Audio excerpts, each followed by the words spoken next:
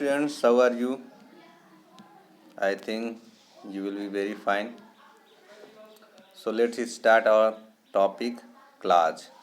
तो कल हम क्लॉज के बारे में डिस्कस किए थे। मैंने आपको क्लॉज के बारे में समझाने का पूरा मेहनत किया था, पूरा कोशिश किया था कि आपको समझ में आ जाए, और उम्मीद करता हूँ समझ में भी आया होगा। जो कुछ चीज़ समझ में नहीं आया हो उस चीज़ को आप पूछ सकते हैं, या फिर क्लास में भी इसको मैं डिस्कस कर दूँगा अच्छे से। तो आज हम लोग क्लास की एक्सरसाइज के बारे में थोड़ा सा डिस्कस करेंगे। मैं एक्सरसाइज आपको दूंगा, आप खुद उसको पार्ट वाइज करके कौन सा आपका प्रिंसिपल क्लास है, कौन सा कोऑर्डिनेटिंग क्लास है और कौन सा सबऑर्डिनेटिंग क्लास है, ये चीज़ें आप हमको अपने रफ पर नोट करके सेंड करेंगे, ताकि मैं जानना चाहूँगा कि जो कुछ भी मैंने लेक्चर दिया आप लोगों को कल क्लास के बारे में, तो उसको कितने सावधानी के साथ और कितने ध्यान से आप लोगों ने हमारी बातों को सुना। तो फिर चलते हैं, थोड़ा सा एक बार मैं ओवरव्यू दूंगा पुनः क्लास पर कि क्लास होता क्या है और सबऑर्डिनेटिंग क्या होता है, कोऑर्डिनेटिंग क्या होता है। तो वीडियो को बहुत लंबा न खींचते हुए, क्योंकि बहुत ज़्यादा वीडियो जब लंबा हो जा रहा है तो बहुत ज़्यादा डाटा की प्रॉब्लम हो रही है, और समझ ही रहे हैं कि हम लोग ज़्यादा मोबाइल यूज करने वाले हैं नहीं। तो 1 से 1.5 GB अधिकतम डाटा होता है हम लोग के मोबाइल में, और एक एक वीडियो आप लोगों की 300 MB, 275 MB, 250 MB की हो जा रही है, और 4-6 वीडियो बनाने हैं। तो समस्या डाटा का है, इसलिए बहुत लंबा समय ना खींच करके हम तुरंत अपने टॉपिक पर चलते हैं। क्लास के बारे में देखते हैं बच्चों। तो क्लास मैं आपको बता रहा था, ये किस में है आपका, आई थिंक इसमें है। हाँ देखिए, यहाँ पे आपका क्लास है। तो क्लास मैंने आपको बताया था, क्लास किसे कहते हैं, सब्जेक्ट प्लस फाइनाइट वर्ब है तो आपका क्लास है।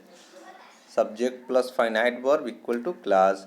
यानी क्लास अपने आप में एक छोटा सा सेंटेंस भी हो सकता है और एक बड़े से सेंटेंस का पार्ट भी हो सकता है। बड़े से सेंटेंस में छोटे छोटे पार्ट्स होते हैं, उसमें सब्जेक्ट और फाइनाइट्स वर्ब अगर आ गया एक साथ अलग कहीं आपको दिख रहा है, दैट इज़ कॉल्ड क्लास।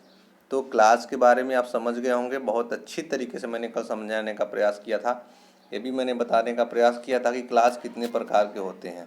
तो देखिए, क्लास मैंने आपको बताया था, क्लास जो होते हैं वो बेसिकली 3 प्रकार के होते हैं, प्रिंसिपल क्लास, सबऑर्डिनेटिंग क्लास और कोऑर्डिनेटिंग क्लास। प्रिंसिपल क्लास क्या होता है, मैंने आपको बताया था, ऐसा क्लास जो अपने आप में पूरा अर्थ रखता हो, अर्थात अपने अर्थ को क्लियर करने के लिए, अपने अर्थ को स्पष्ट करने के लिए वह किसी दूसरे क्लास पर डिपेंड नहीं करता है। प्रिंसिपल क्लास जो होता है वो एक ऐसा क्लास होता है जो अपने मीनिंग को क्लियर करने के लिए किसी अन्य क्लास पर डिपेंड नहीं करता है। इसीलिए उसे प्रिंसिपल क्लास बोला जाता है। प्रिंसिपल क्लास का हिंदी होता है प्रधान वाक्य। प्रधान वाक्य वाक्य मतलब मेन वाक्य। इसका एक नाम भी होता है, मेन क्लास भी इसका नाम होता है, मेन क्लास। इसका एक मेन क्लास भी नाम होता है। कहीं कहीं बुक में आपको मेन क्लास भी आपको देखने को मिलेगा।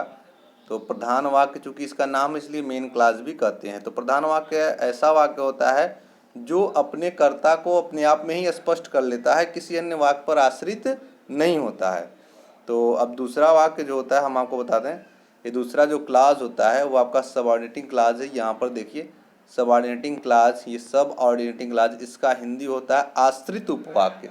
आश्रित उपवाक्य अर्थात ऐसा उपवाक्य, ऐसा क्लास जो अपने मीनिंग को क्लियर करने के लिए प्रधान वाक्य पे अर्थात प्रिंसिपल क्लास पे डिपेंड करता हो। यानी अपने आप में पूरा अर्थ नहीं रख पाता है, ये क्लियर नहीं कर पाता है कि ये है क्या चीज़, ये कहना क्या चाहता है, और इसके कहने का अभिप्राय क्या है, ये किसे कह रहा है, क्यों कह रहा है, क्या कह रहा है। इस चीज़ को क्लियर करने के लिए ये कहीं न कहीं प्रिंसिपल क्लास पर डिपेंड करता है, और ये आश्रित होता है प्रिंसिपल क्लास पे, इसलिए इसे आश्रित उपवाक्य अथवा सबऑर्डिनेटिंग क्लास कहते हैं। और इसे समझने के लिए, इसे कैसे जानेंगे कि सबऑर्डिनेटिंग क्लास क्या होता है, तो मैंने आपको बताया था कि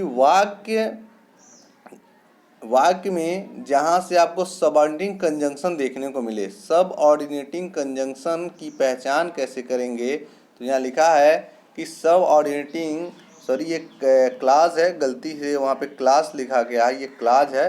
तो सबऑर्डिनेटिंग क्लास की पहचान यह है कि यह सबऑर्डिनेटिंग कंजंक्शन से प्रारंभ होता है।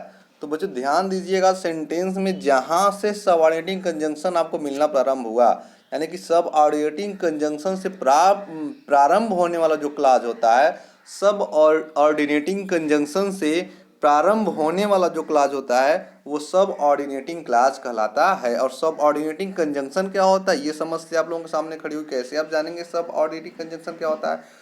तो कुछ यूँ नहीं कि ये अधिकतर ऐसे कंजंक्शन है सबऑर्डिनेटिंग जो आपकी स्क्रीन पर मैंने अवेलेबल करा दिए हैं, उस चीज़ को आप नोट करके हेडिंग डालिएगा सबऑर्डिनेटिंग कंजंक्शन, हेडिंग आप डालेंगे सबऑर्डिनेटिंग कंजंक्शन, ऐसे सबऑर्डिनेटिंग कंजंक्शन हेडिंग डालेंगे और उसके बाद करके इन सारे कंजंक्शन को लिख करके आप उसको क्या कर लेंगे, रिसाइट कर लेंगे, आप उसको लर्न कर लेंगे बाय हार्ट बाय टंग, एकदम जबानी याद कर लेंगे कि सबऑर्डिनेटिंग कंजंक्शन कहलाता है। और ये कोऑर्डिनेटिंग कंजंक्शन अलग होता है बच्चों, सबऑर्डिनेटिंग कंजंक्शन अलग होता है। सबऑर्डिनेटिंग कंजंक्शन की पहचान यदि आपको है तो आप तुरंत पता लगा लेंगे कि यहाँ से सबऑर्डिनेटिंग क्लास प्रारंभ हो रहा है। और कोऑर्डिनेटिंग कंजंक्शन आपको पता है बच्चों, तो आप अच्छी तरह से आप ये फाइंड आउट कर लेंगे कि यहाँ से कोऑर्डिनेटिंग कंजंक्शन प्रारंभ होता है। तो सबऑर्डिनेटिंग कंजंक्शन और कोऑर्डिनेटिंग कंजंक्शन, इसको अलग अलग आपको लर्न करना पड़ेगा, याद करना पड़ेगा बाय टंग बाय हार्ट, एकदम नीट एंड क्लियर। तो बच्चों देखिए ये कुछ है आपके सामने सबऑर्डिनेटिंग कंजंक्शन यहाँ रखे गए हैं स्क्रीन पर, इन चीज़ों को आप याद कर लीजिएगा। इसमें as, if, since, before, that, till, after it, यहाँ पर उसके बाद यहाँ से देखिए मैंने लिखा है ऑल अदर क्वेश्चन वर्ड, मतलब इन सभी कंजंक्शन के अलावा, जो कंजंक्शन मैंने ऊपर ये लिखे हैं इन सभी कंजंक्शन के अलावा ऑल अदर क्वेश्चन वर्ड, सारे जो क्वेश्चन वर्ड होते हैं, सारे जो क्वेश्चन वर्ड होते हैं वो भी सब ऑर्डिनेटिंग कंजंक्शन के कैटेगरी में आते हैं, सब ऑर्डिनेटिंग कंजंक्शन कैटेगरी में आते हैं, क्योंकि वो वाक्यों को जोड़ने का काम करते हैं। दो, एक प्रिंसिपल क्लॉज और सब ऑर्डिनेटिंग क्लॉज के बीच में आकर के उस वाक्य को कंबाइन करते हैं, जोड़ते हैं और एक वाक्य बनाते हैं, और इसलिए वो कंजंक्शन कहे जाते हैं। और कौन से कंजंक्शन कहे जाते हैं, सब ऑर्डिनेटिंग कंजंक्शन कहे जाते हैं। तो सब ऑर्डिनेटिंग कंजंक्शन कौन कौन से होते हैं, आपके सामने लिखा as, because, since, before, that, till, after, पूरा यहाँ तक लिखा है, ये एज, इफ तक। इसके बाद सभी क्वेश्चन वर्ड, सभी क्वेश्चन वर्ड में क्या होता है, सभी क्वेश्चन वर्ड में क्या होता है, जितने भी क्वेश्चन, जैसे हु हो गया, व्हाट हो गया, होम हो गया, व्हाई हो गया, ये सारे जो क्वेश्चन वर्ड हैं वो सब के सब आपके सब ऑर्डिनेटिंग कंजंक्शन कहलाते हैं। तो आप समझ जाएंगे कि सब ऑर्डिनेटिंग कंजंक्शन कहाँ से प्रारंभ हो रहा है। और इसके बाद अब चलते हैं बच्चों कोऑर्डिनेटिंग कंजंक्शन पे। कोऑर्डिनेटिंग कंजंक्शन क्या होता है, कोऑर्डिनेटिंग क्लास पहले जानिए। कोऑर्डिनेटिंग क्लास ऐसा क्लास होता है जो अपने आप में पूरा अर्थ रखता है। कोऑर्डिनेटिंग क्लास जो होता है वो किसी क्लास पे डिपेंड नहीं करता है, और दो या दो से अधिक, देखिए मैंने यहाँ लिखा होगा, दो या दो से अधिक प्रिंसिपल क्लास अथवा सब ऑर्डिनेटिंग क्लास मिलकर के एक कोऑर्डिनेटिंग क्लास बनाते हैं। एक कोऑर्डिनेटिंग क्लास की पहचान क्या है, या तो वो दो या दो से अधिक प्रिंसिपल क्लास से मिला होगा, या तो दो या दो से अधिक सबऑर्डिनेटिंग क्लास मिलकर के एक कोऑर्डिनेटिंग क्लास बनेगा, या एक सबऑर्डिनेटिंग क्लास और एक प्रिंसिपल क्लास मिलकर के कोऑर्डिनेटिंग क्लास बनाते हैं। यहाँ पे लिखा मैंने, लिखा है देखिए, लिखा है ऐसे क्लास, सबऑर्डिनेटिंग क्लास ऐसे क्लास होते हैं जो अपने आप में पूर्ण अर्थ है, सॉरी ये हमको कोऑर्डिनेटिंग क्लास पढ़ना है, यहाँ है कोऑर्डिनेटिंग क्लास ऐसे क्लास होते हैं जो दो या दो से अधिक प्रिंसिपल अथवा सबऑर्डिनेटिंग क्लास से मिलकर के बने होते हैं। कोऑर्डिनेटिंग क्लास ऐसे क्लास होते हैं जो दो या दो से अधिक प्रिंसिपल अथवा सबऑर्डिनेटिंग क्लास से मिलकर के बने होते हैं। यूँ कहिए एक सबऑर्डिनेटिंग और एक प्रिंसिपल क्लास को मिला देंगे तब भी कोऑर्डिनेटिंग क्लास हो जाता है। और कोऑर्डिनेटिंग क्लास की पहचान क्या होती है, कोऑर्डिनेटिंग क्लास की पहचान यह होती है कि यह वाक्य में कोऑर्डिनेटिंग कंजंक्शन से प्रारंभ होते हैं, यानी जहाँ से आपको बिल्कुल सब ऑर्डिनेटिंग क्लास की पहचान की तरह से, जैसे सब ऑर्डिनेटिंग क्लास में मैंने आपको बताया था जहाँ से सब ऑर्डिनेटिंग कंजंक्शन प्रारंभ होते हैं वहीं से वो सब ऑर्डिनेटिंग क्लास कहलाता है। बिल्कुल उसी तरह से कोऑर्डिनेटिंग क्लास भी है, कोऑर्डिनेटिंग क्लास भी कोऑर्डिनेटिंग कंजंक्शन से प्रारंभ होता है। बच्चों देखिए आप थोड़ा कंफ्यूज हो रहेंगे, coordinating, subordinating, coordinating conjunction clause, coordinating clause, coordinating conjunction, तो चीज़ें आपको थोड़ा सा दिक्कत दे रही होंगी। इसी चीज़ को तो ध्यान देना है, यही चीज़ आपको ध्यान देना है कि यही चीज़ ध्यान देंगे तो सारी चीज़ें आपकी क्लियर हो जाएंगी। पैनिक होने की ज़रूरत नहीं है, ध्यान से सुनिए। कोऑर्डिनेटिंग क्लास जो होता है वो कोऑर्डिनेटिंग कंजंक्शन से प्रारंभ होता है, और कोऑर्डिनेटिंग कंजंक्शन जब आप याद कर लें कि इसे कोऑर्डिनेटिंग कंजंक्शन कहते हैं तो सारी चीज़ें खुद ब खुद क्लियर हो जाएंगी। देखिए ये कोऑर्डिनेटिंग कंजंक्शन आपके सामने है, मैंने आपके सामने यहाँ पे रखा है कोऑर्डिनेटिंग कंजंक्शन। इस चीज़ को आप याद कर लीजिए, सब ऑर्डिनेटिंग कंजंक्शन भी याद कर लीजिए, कोऑर्डिनेटिंग कंजंक्शन भी याद कर लीजिए। उम्मीद करता हूँ आपको ज़रा सा भी दिक्कत नहीं होगा, कहीं से भी आपको प्रॉब्लम होने की संभावना नहीं है जब अलग अलग कंजंक्शन आप लर्न कर लेंगे तब। देखिए अब चलते हैं थोड़ा सा एग्जाम्पल पर, एक एग्जाम्पल हम बताएंगे।